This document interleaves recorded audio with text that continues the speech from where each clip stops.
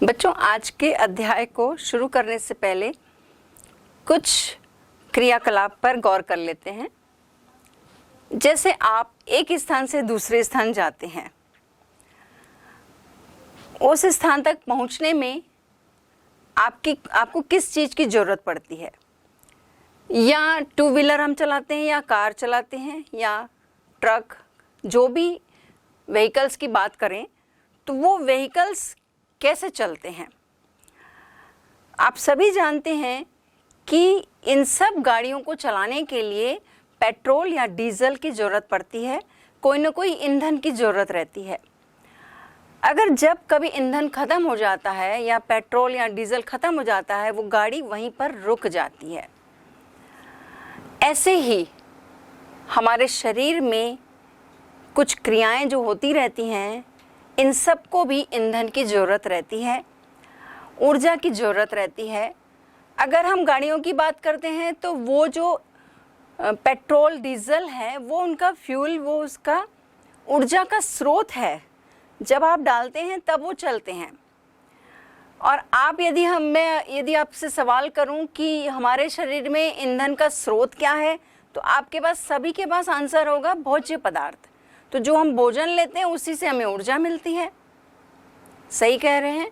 तो भोजन से हमें ऊर्जा तो मिलती है, लेकिन सवाल उठता है कि ये ऊर्जा हमें भोजन से कैसे मिलती है। तो बायोलॉजी में हम पढ़ेंगे कि ये प्रक्रिया जो है एक बहुत लंबी प्रक्रिया है, जिसके ज़रिए जो है बहुत सारी रासायनिक क्रियाएं होती हैं, जिसके फलस्वरूप जो है वो ऊर्जा प्राप्त होती है। आप सिंपली एक लाइन में आप कह देते हो कि हमें ऊर्जा भोजन से मिलती है, लेकिन इस प्रक्रिया को होने में बहुत टाइम भी लगता है और उसकी प्रोसेस की मैकेनिज़्म में भी कई सारी प्रक्रियाओं से वो गुजरता है, रासायनिक क्रियाओं से गुजरता है, तब जाकर ये ऊर्जा हमें मिलती है। और इसी को ही हम कहते हैं श्वसन। अगर मैं कहूँ कि आज आपके दिन भर की यदि सूची बनाइए, कार्यों की सूची बनाइए, तो आपके कार्यों की सूची में क्या क्या शामिल होगा। जैसे आप सुबह उठ रहे हैं, उठ के आप ब्रश करते हैं, नहाते हैं, खाना खाते हैं, घर में कमरे में एक जगह से दूसरी जगह चलते हैं, फिर स्कूल जाते हैं, बाहर निकलते हैं, आपका चलना हो गया, दौड़ना हो गया, आकर खेल रहे हैं। तो ये आपकी शारीरिक क्रियाएं हैं। और यदि मानसिक क्रियाओं पर बात करूं तो मानसिक क्रियाओं में जैसे आप सोचते हैं, लिखते हैं, समझते हैं, तर्कपूर्वक जो है आंसर देते हैं, तो ये सारी प्रक्रियाएं कौन सी हो रही हैं? मानसिक प्रक्रियाएं हो रही हैं। तो चाहे शारीरिक हो चाहे मानसिक हो, हर एक क्रिया को करने के लिए हमें ऊर्जा की ज़रूरत पड़ती है। और ये ऊर्जा हमें कहाँ से मिल रही है? भोजन से तो मिल रही है, लेकिन वो कौन सी मैकेनिज़्म से गुजर रहा है भोज्य पदार्थ, वो है श्वसन। तो आज हम लोग जो अध्याय पढ़ेंगे वो है 11th का अध्याय 17 है, जिसका टाइटल है श्वासोच्छ्वास एवं गैसों का आदान प्रदान, यानी कि breathing and exchange of gases. ये मुख्य बातें हैं कि श्वासोच्छ्वास एक अलग प्रक्रिया है और गैसों का आदान प्रदान से सम्मिलित होकर एक मुख्य क्रिया श्वसन की कैसे होती है, कौन कौन से इसमें एंजाइम शामिल होते हैं, या ये कहाँ पर संपन्न होती है, कौन कौन से अंग इसमें शामिल हैं, ये सारी चीज़ों का अध्ययन हम इस अध्याय के अंतर्गत करेंगे। अगर हम श्वसन की प्रक्रिया को यदि परिभाषा के रूप में यदि देखना चाहें तो वो श्वसन है क्या? तो श्वसन जो है जीवों में होने वाली वह जैव रासायनिक क्रिया है जिसमें जटिल कार्बनिक भोज्य पदार्थ जैसे कार्बोहाइड्रेट, प्रोटीन या फैट, उनका ऑक्सीकरण होता है, जिसमें या जिसके फलस्वरूप जल और कार्बन डाइऑक्साइड बनता है, या जटिल कार्बनिक पदार्थ या CO2 बनता है, और साथ में ऊर्जा मुक्त होती है। तो ये श्वसन की डेफिनेशन है, या कहना चाहिए परिभाषा है। और अक्सर आपको ये क्वेश्चन आता भी है कि श्वसन क्या है, तो आप इस तरीके से इसको मेंशन कर सकते हैं। तो श्वसन जो है हर एक जीव का, जो भी जीव है, सजीव है, उसका ये एक एसेंशियल पार्ट है, एसेंशियल अभिक्रिया है, एसेंशियल लक्षण है कह ले, चाहे वो एक कोशिकीय जीव हो या फिर बहुकोशिकीय जीव हो। अब एक कोशिकीय जीवों की हम बात करते हैं, जैसे कि अमीबा, पैरामीशियम है या फिर बैक्टीरिया है, तो उनमें श्वसन की जो ये प्रक्रिया है वो जो संपन्न होती है, जिसके जरिए ही उनको ऊर्जा मिलती है और ऊर्जा से विभिन्न कार्य होते हैं। तो एक कोशिकीय जीवों में भी ये श्वसन की प्रक्रिया अनिवार्य लक्षण है, और बहुकोशिकीय जीव, चाहे वो पेड़ पौधे हों या हम जीव यानी हम मनुष्य या जितने भी तरह के आप जीव आसपास देखते हो, सभी में ये श्वसन की प्रक्रिया होती है। और श्वसन की प्रक्रिया यदि आप ऐसा सोच रहे हैं कि पौधों में कैसे होती होगी, हम अपनी बात करते हैं तो हम श्वसन से क्या संबंध लेते हैं कि सांस लेना और छोड़ना, लेकिन इससे अलग एक और भी प्रक्रिया इसमें शामिल होती है। जो मुख्य प्रक्रिया होती है वो है श्वसन की, यानी आंतरिक श्वसन, जिसमें ऊर्जा मुक्त हो रही है। पहला हिस्सा जो हमने बात की वो है श्वासोच्छ्वास या सांस लेना की जो हम बात कर रहे हैं। तो आप कहेंगे कि पौधों में ये किस तरीके से होता होगा, पौधे में नाक तो होता नहीं है, वो कैसे सांस लेते होंगे। तो इससे संबंधित भी अध्याय आपने पहले जो है उसमें आपने इस पौधों में श्वसन पढ़ लिया है, उसमें प्रक्रिया कैसे होती है वो भी पढ़ लिया है। अब हम बात करेंगे मनुष्य में ये श्वसन की प्रक्रिया कैसे होती है, लेकिन उससे पहले हम अभी ये जानने का प्रयास करते हैं कि श्वसन की प्रक्रिया का मुख्य जो बात होती है उसका समीकरण क्या होता है। तो जैसे आप यहाँ देख रहे हैं, ग्लूकोज लिया गया है, यानी ये भोज्य पदार्थ है, जिसका सूत्र आप देख रहे हो C6H12O6 प्लस ऑक्सीजन। ये ऑक्सीजन कहाँ से, जो हमने सांस ले रहे हैं, सांस लेने के साथ अंदर ऑक्सीजन जो जा रही है वो है ऑक्सीजन। इन दोनों की क्रिया का क्या हो रहा है, ऑक्सीडेशन की प्रक्रिया हो रही है, यानी ऑक्सीकरण हो रहा है, जिसमें क्या बन रहा है, CO2 बन रहा है, पानी बन रहा है यानी H2O बन रहा है, और साथ में आप देख रहे हो ऊर्जा उत्पन्न हो रही है, और ये ऊर्जा ATP के रूप में संचित होती है, जिस ATP को हम ऊर्जा करेंसी, एनर्जी करेंसी भी कहते हैं। आप करेंसी जानते हो, इसका मतलब है कि आप नोट लेके जाते हो, आप बाजार से कुछ भी चीज़ खरीद लेते हो। इसी तरह से हमारे शरीर में ये ATP जो है एनर्जी का करेंसी है, जब चाहो आप इससे ऊर्जा ले सकते हो और अपना काम कर सकते हो। मुख्य बात यह है कि ये प्रक्रिया जो है ये कहाँ संपन्न हो रही है, तो माइटोकॉन्ड्रिया में ये संपन्न होती है। इसके 3 हिस्से आपने पहले पढ़े होंगे पौधों में श्वसन में। तो इसमें पहले ग्लाइकोलाइसिस होता है, फिर क्रेब्स साइकिल होता है, और फिर इलेक्ट्रॉन ट्रांसपोर्ट सिस्टम होता है, ETS होता है। तो पहला जो आपने पढ़ा ग्लाइकोलाइसिस जो है वो साइटोप्लाज्म में होता है। साइटोप्लाज्म के बाद जो आगे की प्रक्रिया होती है वो माइटोकॉन्ड्रिया में होती है। तो असल चीज़ जो है वो जो तीसरे हमने पढ़ते हैं इलेक्ट्रॉन ट्रांसपोर्ट सिस्टम, वो कहाँ होता है, माइटोकॉन्ड्रिया में होता है। और माइटोकॉन्ड्रिया में ही ऊर्जा संचित होती है ATP के रूप में। और इसीलिए आपको याद होगा छोटी कक्षाओं में आपने पढ़ा था कि माइटोकॉन्ड्रिया को ऊर्जा का घर कहते हैं, power house of the cell कहते हैं। अब आप सोचिए इसको power house of the cell क्यों कहते हैं। निश्चित सी बात आपको समझ में आ रही है। इस अभिक्रिया में आप देख रहे हैं कि जो भी ऊर्जा उत्पन्न हो रही है वो माइटोकॉन्ड्रिया में हो रही है ऑक्सीकरण के फलस्वरूप, और ये ATP के रूप में संचित हो जा रही है। तो जहाँ मतलब जो घर है, जहाँ वो ऊर्जा का घर माइटोकॉन्ड्रिया, इसलिए इसको एनर्जी को power house of the cell mitochondria को कहते हैं। अब देखते हैं कि श्वसन में होता क्या है। अगर हम एक ब्रीफ नोट के बारे में नोट के रूप में यदि हम चलें तो एक्चुअली प्रोसेस ये होती कैसे है। तो जैसे आप ये पिक्चर में आप समझ पा रहे हैं, सबसे पहले जो है जो हम ब्रीथ करते हैं, सांस अंदर लेते हैं, जिसमें यहाँ तो ऑक्सीजन आपको मेंशन हो रही है, लेकिन जो भी हवा में होता है नाइट्रोजन भी होती है, छोटी बिल्कुल कम मात्रा में CO2 भी होती है, वो भी हम इनहेल करते हैं। यानी ब्रीदिंग जो कर रहे हैं, जो भी हम सांस में अंदर जो जा रही है वो सारी गैसें अंदर जा रही है। ऐसा नहीं है कि ऑक्सीजन ही अंदर छन के जा रहा है, लेकिन हम यहाँ मेंशन क्या कर रहे हैं, ऑक्सीजन हमने अंदर ली।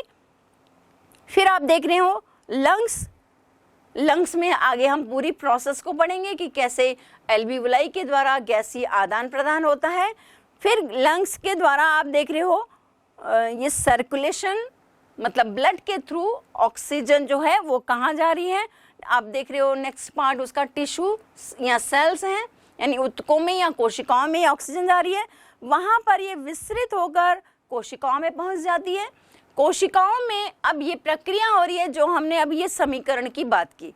ये समीकरण में जैसे आप देख रहे हो भोज्य पदार्थ और ऑक्सीजन, तो भोज्य पदार्थ कहाँ से आया, जब भोजन का पाचन होता है, पाचन की जब प्रक्रिया होती है, आपने इसको भोजन जो आपका 16 चैप्टर है उसमें आपने पढ़ा होगा कि भोजन का पाचन होता है, फिर उसका अवशोषण होता है, और अवशोषण में ही आपने पढ़ा होगा कि ब्लड कैपिलरीज के द्वारा भोज्य पदार्थ जो है कोशिकाओं तक पहुंचाए जाते हैं।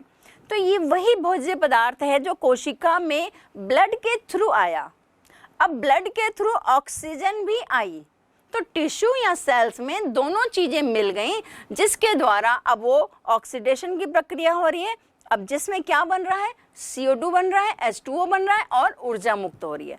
अब ऑक्सीजन का उपयोग हो गया, लेकिन अब इसके दौरान क्या बना, CO2 बना। तो CO2 जो बना वो वापस ट्रांसपोर्ट होता है, यानी परिवहित होता है ब्लड के द्वारा ही सेम, और फिर वो कहाँ आ रहा है, लंग्स में आ जा रहा है। और लंग्स में आने के बाद फिर गैसीय आदान प्रदान होता है, जिसके जरिए ये CO2 जो है जब हम एक्सहेल करते हैं, यानी जब हम सांस छोड़ते हैं, तब ये बाहर आ जाता है। इस तरह से ये पूरी एक क्या है, मैकेनिज्म है, जिसमें ऑक्सीजन अंदर ली गई, ग्रहण की गई, अंतर्ग्रहण हुआ, उसका ट्रांसपोर्टेशन हुआ, CO2 बना, CO2 का भी ट्रांसपोर्टेशन हुआ, वो लंग्स में पहुंचा और लंग्स से फिर वो बाहर आ गया। तो ये है श्वसन का होल सोल कहना चाहिए कि मोड या मोटो कह लो। अब हम इस प्रक्रिया को वन बाय वन पूरा जो है अच्छे से देखेंगे कि ऑक्सीजन ग्रहण कैसे होती है, कहाँ पर गैसीय आदान प्रदान होता है, कैसे वो टिश्यू तक पहुँचती है, परिवहन कैसे होता है, और फिर ऑक्सीजन का परिवहन, CO2 का परिवहन, और फिर वापस CO2 का शरीर से बाहर निकलना, यानी ब्रीदिंग प्रोसेस में एक्सहेलेशन के द्वारा बाहर निकलना। तो ये सारी प्रोसेस को हम अभी अच्छे से समझने का प्रयास करेंगे। बच्चों, अब हम देखते हैं जीवों में गैसों का आदान प्रदान कैसे हो रहा है, या उसमें कौन से अंग शामिल हो रहे हैं, और उन अंगों से मिले हुए तंत्र को हम क्या कहते हैं। तो ऑक्सीजन का ग्रहण और कार्बन डाइऑक्साइड को त्यागना, ये जो है इनमें जो सम्मिलित अंग हैं उनको हम श्वसन अंग कहते हैं, श्वसनी अंग कहते हैं। और इन सब से मिला हुआ जो एक तंत्र बनता है वो कहलाता है श्वसन तंत्र, यानी रेस्पिरेटरी सिस्टम। अब विविध प्रकार के आप जीव देखते हैं, माइक्रो ऑर्गेनिज्म से लेकर मैक्रो ऑर्गेनिज्म आप देखते हैं, आप छोटे सूक्ष्म जीवों से लेकर व्हेल जैसे बड़े जीव देखते हैं, अपने आसपास कई तरह के जीव देखते हैं। तो कितने तरह के जीव हैं और कितने तरह की इनमें विविधता है। तो इस विविधता के अनुकूल, क्योंकि वो जिस जगह पर रह रहे हैं वो उनके वातावरण, उनके स्वभाव के अनुकूल है, तो इसीलिए ये जो श्वसन की प्रक्रिया है, इसमें जो शामिल अंग हैं, इसमें भी विविधता पाई जाती है। तो कौन से जीव किस तरीके से श्वसन की प्रक्रिया करते हैं या कौन से अंग उनमें शामिल होते हैं, इसको हम देखते हैं। तो जैसे निम्न स्तर के जीव हैं, जैसे यदि हम प्रोटिस्टा की बात करें या बैक्टीरिया की बात करें जो एक कोशिकीय जीव हैं, या और छोटे निम्न लेवल के जो जीव यानी स्पंज वगैरह हैं, पॉरीफेरंस हैं, सिलेंट्रेट्स हैं, इनमें जो है सामान्य जो उनकी शारीरिक सतह है उसके द्वारा ही ये गैसों का आदान प्रदान होता है। गैसों का आदान प्रदान का मतलब आप समझ लीजिए कि ऑक्सीजन का अंदर आना और CO2 का बाहर जाना, यानी CO2 को त्यागना, ये ही मैकेनिज्म है जिसमें हम बोल रहे हैं गैसों का आदान प्रदान हो रहा है। तो निम्न वर्ग के जीवों में उनकी शारीरिक सतह के द्वारा ही ये संपन्न हो जाता है। अगर उच्च वर्ग के जीव देखते हैं तो उनमें खास अंग होते हैं, जैसे गिल्स हैं, मछलियों में होता है, ट्रैकिया है, ये कीटों में होता है। लंग्स हैं, जैसे हम में है। तो ये उच्च वर्गीय जीवों में ये कुछ खास अंग होते हैं, ये श्वसन अंग होते हैं। अब इनके आधार पर हम देखें तो ये 2 प्रकार की संरचनाएं इसमें शामिल होती हैं। पहली बात, श्वसनी सतह, जहां पर ये आदान प्रदान होगा। दूसरा, श्वसन अंग। तो ये 2 चीज़ें हम देखते हैं। अब मुख्य बात जो है, श्वसनी जो सतह है जहाँ पर गैसों का आदान प्रदान हो रहा है, उसकी कुछ विशेषताएं हैं, मुख्य विशेषताएं, मुख्य लक्षण हैं। अगर वो नहीं होंगे तो मुश्किल हो जाएगी गैसों के आदान प्रदान में। तो क्या क्या ये लक्षण होने चाहिए? तो पहले हम देखते हैं कि जो श्वसन है वो कौन सी प्रोसेस से ये कहना चाहिए गैसों का आदान प्रदान हो रहा है। तो आपने डिफ्यूजन प्रक्रिया पढ़ी होगी, यानी विसरण की प्रक्रिया। विसरण में क्या होता है कि जो अणु हैं वो उच्च सांद्रता से निम्न सांद्रता की ओर गमन करते हैं। आप इसका एग्जाम्पल भी कई अच्छे से जानते होंगे। जैसे एक जगह पर हमने अगरबत्ती जला ली तो अगरबत्ती का जो धुआं है वो पूरी जगह फैल जाता है और फिर हर जगह उसकी सुगंध आने लगती है। तो इसका भी रीज़न क्या है? ये विसरण की प्रक्रिया के द्वारा उसके अणु क्या हो गए, पूरी हवा में फैल गए, यानी विसरित हो गए। तो यहाँ भी जो श्वसन की प्रक्रिया में ये जो ऑक्सीजन और CO2 का जो आदान प्रदान है वो विसरण के माध्यम से होता है। अभी आप विसरण समझ गए, अधिक सांद्रता से कम सांद्रता की ओर अणु का गमन होता है। तो जो विसरण की प्रक्रिया हो रही है तो ये सामान्य सिद्धांत के आधार पर ही काम करती है। तो इसलिए जो श्वसनी सतह है उसकी आवश्यकता पड़ती है और उसका मुख्य लक्षण क्या होना चाहिए, चलिए अब इसको देखते हैं। तो सबसे पहली बात जो है, श्वसनी जो सतह है जहाँ पर गैसों का आदान प्रदान हो रहा है वो सीधे ऑक्सीजन के स्रोत के या वायु या हवा के या वायु या जल के सीधे संपर्क में होना चाहिए। यदि सीधे संपर्क में है तभी तो ऑक्सीजन उसको तुरंत मिलेगी। अगर आप सोचिए ये स्रोत के सीधे संपर्क में नहीं है तो कितनी मुश्किल हो जाएगी ऑक्सीजन को वहाँ तक, अंगों तक पहुँचना। और आप जानते हो पल पल ऑक्सीजन की ज़रूरत पड़ती है। हम थोड़ी देर के लिए, मुश्किल से कुछ सेकंड के लिए ही, आप कह लें 5 सेकंड के लिए ही आप बस अपनी सांस को रोक सकते हैं, अदरवाइज़ आप अपनी सांस नहीं रोक सकते, क्योंकि ऑक्सीजन की हमें हर पल ज़रूरत रहती है। हर सेकंड आपके ब्रेन को ऑक्सीजन चाहिए, हार्ट को ऑक्सीजन चाहिए। तो हमने मुख्य बात क्या बोली कि सबसे पहले तो वो श्वसनी सतह को ऑक्सीजन स्रोत, जल या वायु के करीब होना चाहिए, संपर्क में होना चाहिए। फिर क्या बोला, ये जो सतह है वो बड़ी होनी चाहिए, मतलब उसकी साइज बड़ी होनी चाहिए। साइज ज़्यादा होगी जब ही तो ऑक्सीजन विसरित अच्छे से होगी। पतली होनी चाहिए, मतलब उसकी जो मोटाई की बात कर रहे हैं वो मोटी नहीं होगी, पतली होनी चाहिए। और तीसरी बात है नम होनी चाहिए, यानी मॉइस्ट होनी चाहिए। मॉइस्ट में ही ऑक्सीजन जल्दी अच्छे से विसरित हो सकती है। फिर हम बात करते हैं कि गैसीय आदान प्रदान करने वाली जो सतह है वो अर्धपारगम्य होनी चाहिए, ताकि ऑक्सीजन जल्दी से विसरित हो जाए और CO2 बाहर आ जाए, यानी ऑक्सीजन अंदर आ जाए, परासरित हो जाए और CO2 बाहर आ जाए। और फिर चौथी बात जो है, इनके आसपास या चारों तरफ रक्त कोशिकाओं का जाल बिछा होना चाहिए। ये कुछ महत्वपूर्ण लक्षण हैं जो श्वसन की जो सतह है वो उसके लिए इम्पॉर्टेंट है। अगर ये लक्षण होते हैं तो बहुत आसानी से गैसीय आदान प्रदान हो सकता है। आप लोग को कुछ कोरोना के समय की बातें याद होंगी कि कोरोना जो है वो सीधे अटैक आपके रेस्पिरेटरी सिस्टम या रेस्पिरेटरी सिस्टम को अटैक कर रहा था, लंग्स को ख़राब कर रहा था। तो लंग्स में वायु कूपिकाएँ होती हैं, ये श्वसनी सतह होती है, जिसके कारण मतलब जो कोरोना जो आ रहा था वहाँ पर श्वसनी सतह, जिसको वायु कूपिका कहते हैं, वहाँ पर वो कफ जमा दे रहा था, जिसके कारण जो है ऑक्सीजन के विसरण में, यानी आगे ट्रांसपोर्टेशन में या कह लें कोशिकाओं तक पहुंचने में मुश्किल हो रही थी। इसलिए हम लोग आप लोग को याद होगा कि बार बार जो है ऑक्सीजन लेवल को चेक कर रहे थे। ऑक्सीजन लेवल का चेक करने का मतलब है कि पूरे शरीर में वो ऑक्सीजन किस दर से पहुंच रही है। तो ये हमने जाना, ये मुख्य लक्षण होने चाहिए।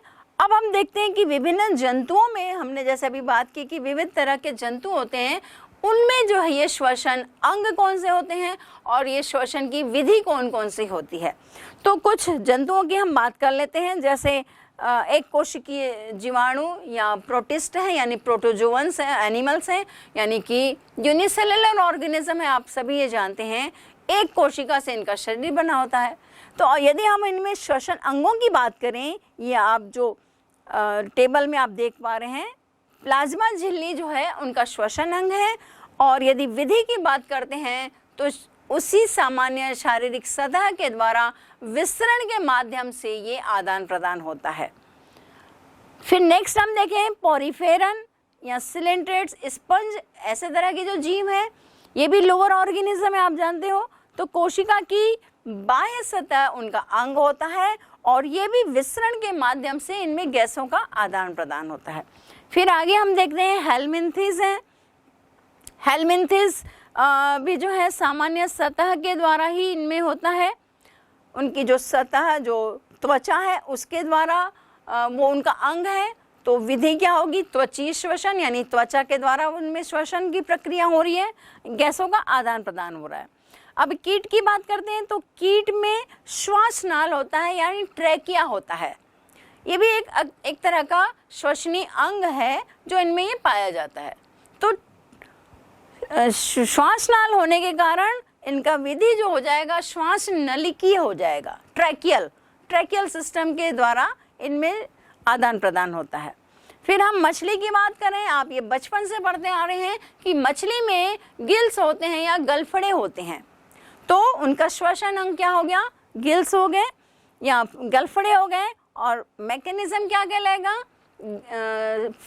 गिल के द्वारा श्वसन, यानी गलफड़ों के द्वारा श्वसन हो रहा है। फिर हम उभयचर की बात करते हैं तो उभयचर में देखो, त्वचा के द्वारा भी होता है, फेफड़ों के द्वारा भी होता है और मुख गुहा के द्वारा भी होता है। उनमें 3 तरीके से श्वसन की प्रक्रिया होती है। और जब वो मेढक जब टैडपोल अवस्था में होते हैं तब उनमें गिल्स भी होते हैं, तो गिल्स के द्वारा भी उनमें श्वसन होता है। तो आप कह सकते हो इनमें 4 तरीके का श्वसन पाया जाता है। तो गिल्स में हमने बात की, जब टैडपोल है तब गिल्स के द्वारा श्वसन होगा, लेकिन जब वो एडल्ट हो गया मेंढक तो उसमें हमने बात की त्वचा के द्वारा हो रहा है, फेफड़ों के द्वारा हो रहा है, और जब कभी उसको ऑक्सीजन कम पड़ जाती है तो वो मुख गुहा के द्वारा भी वो श्वसन की प्रक्रिया उसमें होती है। तो जो जिसके द्वारा, अंगों के द्वारा हो रही है, उसके आधार पर ही हम उनके श्वसन की विधि लिख सकते हैं। त्वचा के द्वारा हो रहा है तो त्वचीय श्वसन, फेफड़ों के द्वारा हो रहा है तो फुफ्फुसी श्वसन, और मुख गुहा के द्वारा हो रहा है तो मुख गुहीय श्वसन। फिर आगे हम देखते हैं सरीसृप और पक्षी की बात करते हैं। तो ये चूंकि हायर ऑर्डर में ये ऑर्गेनिज्म है, जीव हैं, तो इनमें जो मुख्य अंग है वो फेफड़े होते हैं, यानी लंग्स होते हैं। तो लंग्स के द्वारा जो प्रक्रिया हो रही है वो होती है फुफ्फुसीय श्वसन, यानी लंग्स रेस्पिरेशन। और हम मनुष्यों की बात करें या मैमल्स की बात करते हैं तो उनमें भी जो अंग है वो फेफड़ा होता है और उनमें भी वो लंग्स रेस्पिरेशन होता है, यानी फुफ्फुसी श्वसन के द्वारा ही ये मैकेनिज्म जो है वो संपन्न होती है, यानी गैसों का आदान प्रदान की हम बात कर रहे हैं।